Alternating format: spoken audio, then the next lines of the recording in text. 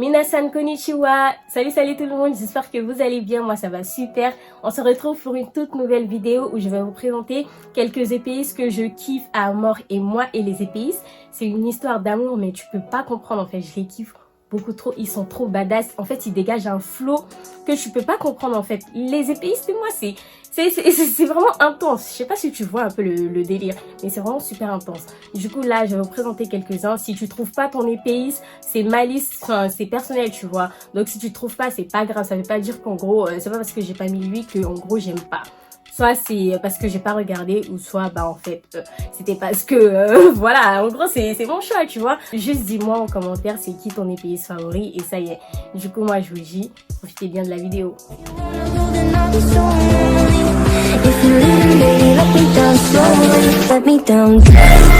Et on commence tout de suite avec un personnage qui est super badass, super lourd, c'est Asta de Black Clover. Franchement, moi je trouve que c'est un personnage qui s'est vraiment beaucoup développé au fur et de l'histoire, tu vois. Moi je me suis vraiment accrochée. Black Clover, c'est une œuvre que j'aime beaucoup. Et Asta et Yami, leur duo, c'est un truc de ouf. Mais pour l'instant on parle d'Asta. On va pas parler, je vais parler de deux épéistes du même anime. Donc là je parle d'Asta. En gros, Asta, c'est quelqu'un qui a vraiment, genre, mode, il s'est vraiment concentré, tu vois. Il a forcé et tout, mais franchement, maintenant, il est super doué avec ce qu'il fait et tout. Et il a une capacité de ouf. Son épée, elle est juste incroyable et tout. Elle peut bloquer toutes les magies. Sachant que lui, il a pas de magie et que son épée, elle bloque toutes les magies. En fait, tu vois le délire, c'est vraiment, c'est un truc de ouf et tout. Donc franchement, moi, Asta, c'est un personnage que j'ai vraiment beaucoup apprécié. Et au fur en gros de toute l'histoire et comment son personnage il a évolué, il a développé une deuxième capacité et tout. Donc ça fait que vraiment, Asta, c'est un personnage badass. Donc un personnage féminin que je kiffe par-dessus tout, c'est Erza Scarlet de Fairy Tail. C'est la première épéiste que j'ai vue de tout anime confondu. Et franchement, elle m'a pas déçue. J'ai été grave impressionnée parce que tu vois, j'avais déjà vu des shonen et tout. J'ai vu des gars, enfin, j'ai vu des épéistes, tu vois. Mais elle, c'était la première à manier plusieurs sabres et avec des différentes tenues et tout. Elle, franchement, Erza, elle est juste incroyable. Elle est magnifique. En plus de ça, elle est courageuse.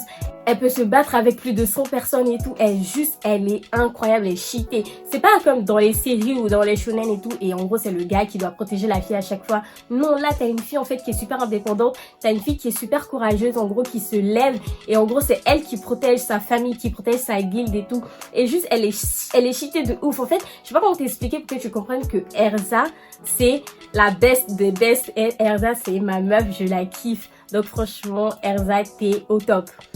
Guns, un des persos les plus cheatés que j'ai vu de toute ma vie. Il a la plus grande épée de tous les temps. En tout cas, pour l'instant, j'ai jamais vu une épée aussi grande chez quelqu'un. Enfin, chez aucun épéiste, j'ai vu une épée aussi grande. Son épée, elle est tellement grande et tout. Mais malgré ça, il arrive à démonter des gens avec. Mais t'as peur.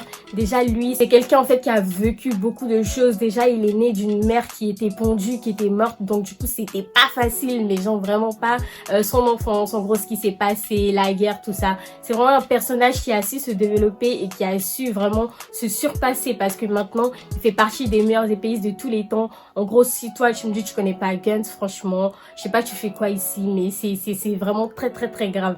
Franchement, c'est un personnage qui est cheaté de ouf.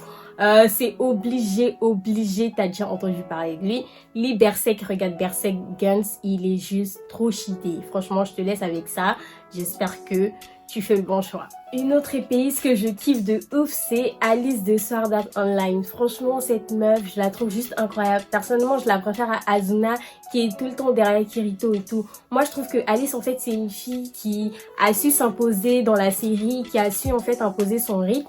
En fait, c'est un personnage qui a de la volonté, voilà. Je dirais plutôt qu'en fait, elle est déterminée, elle a de la volonté. Du coup, en fait, c'est ça fait partie de son courage et ça fait, en fait, que son personnage, il s'est super bien développé, elle s'est super bien adaptée à l'histoire et tout. Franchement, juste incroyable. J'ai rien à dire à ce personnage. Ses combats, ils étaient juste magnifiques. Son combat contre Kirito, ses incantations et tout, juste une épéiste de ouf et tout. Franchement, même si je sais comment le combat avec Kirito il s'est terminé, c'est un personnage vraiment qui a beaucoup de potentiel. En gros, elle a su s'imposer malgré en fait les gens qui ont essayé de contrôler ses pensées, tout ça. Elle a su s'imposer. C'est là en fait son environnement. C'est là où elle s'est le plus développée et elle a su bien protéger Kirito jusqu'à ce qu'il se réveille et tout. Donc ce personnage est juste magnifique, juste cheaté. Je la kiffe de ouf. Donc oui, elle mérite effectivement sa place dans ce top. On ne peut pas faire une liste des pays sans parler de Roronoa Zoro. C'est définitivement l'un des meilleurs épéistes qui existent parce qu'en fait, c'est un personnage qui a su se développer, qui a su en fait montrer ses vraies capacités. Parce que après en fait sa défaite contre Miyuki, il a vraiment promis à Luffy de ne plus perdre un seul combat et il a su nous prouver grâce à tous ces actes qu'il a accomplis, que ce soit à Alabasta, que ce soit à Dressrosa. En fait, il nous a vraiment montré qu'il peut être un capitaine en second et que en gros Luffy il peut vraiment compter sur lui. Et Zoro, il est tellement cheaté que carrément il a plus de popularité que le personnage principal de One Piece. Franchement, Zoro, je sais pas quoi dire. Enfin, tout le monde sait que Zoro, il est vraiment super incroyable. Quelqu'un qui se bat avec 3 sabres, c'est du jamais vu. Franchement, moi, j'avais jamais vu ça avant lui. J'avais jamais vu ça. Quelqu'un qui se bat avec 2 sabres dans ses 2 mains et un sabre dans sa bouche, et c'est du jamais vu. Zoro, il est trop fort, franchement, et il se développe à chaque fois que ça avance. Et là, à Wano, je sens que vraiment ça va être super intense avec plein d'épéistes et tout. Je sens en fait que Zoro, il va encore plus se développer qu'avant. Et là, franchement, j'ai trop hâte de suivre tout les aventures de Wano et tout. Franchement, Zoro, il fait vraiment partie des meilleurs épéistes. Oh mon dieu, les amis, comment j'ai pu oublier Ichigo Kurosaki, j'arrive pas à le croire. C'est un peu à cause de lui que j'ai eu cette idée et j'en ai même pas parlé. Là, je viens de me rendre compte au montage que j'ai pas parlé d'Ichigo et j'ai grave le seum. Donc franchement, moi je mets Ichigo numéro 1 parce que c'est un personnage que j'ai kiffé beaucoup. En fait, j'ai bien aimé sa capacité à se développer en fait. Comment il arrive à gérer la situation, comment en fait il arrive à se développer. Je trouve qu'il est beaucoup plus posé que certains personnages de shonen, par exemple Naruto et tout, parce que je trouve qu'il crie beaucoup moins. Certes, c'est un personnage de shonen, donc évidemment il n'est pas très intelligent, mais je trouve que lui, il est vraiment beaucoup plus posé et il est, je sais pas, mais il est trop cité, c'est un personnage que j'aime trop, je suis pas très objectif et tout, mais franchement je le kiffe de ouf. Bleach, ça fait partie de mon top 3 anime. Ichigo, il fait partie de mon top personnage favori, que ce soit épéiste ou genre en mode vraiment shonen et tout. Donc franchement, n'hésitez pas, moi je vous conseille à full. Regardez Bleach, suivez les aventures d'Ichigo parce que c'est un personnage qui en vaut vraiment la peine. Et moi, personnellement, je le kiffe de ouf. Je pourrais pas faire une vidéo sans parler de lui, donc voilà.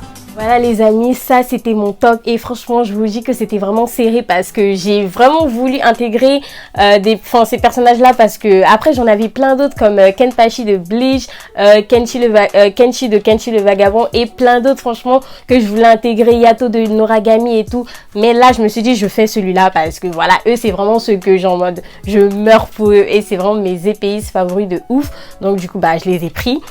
Du coup franchement si vous avez aimé, n'oubliez pas de lâcher le petit like, de vous abonner et de me suivre sur mon Twitter ou mon Instagram disponible en description. Et moi je vous dis on se retrouve la semaine prochaine pour une nouvelle vidéo. Salut à tous, c'était Mimi Senpai.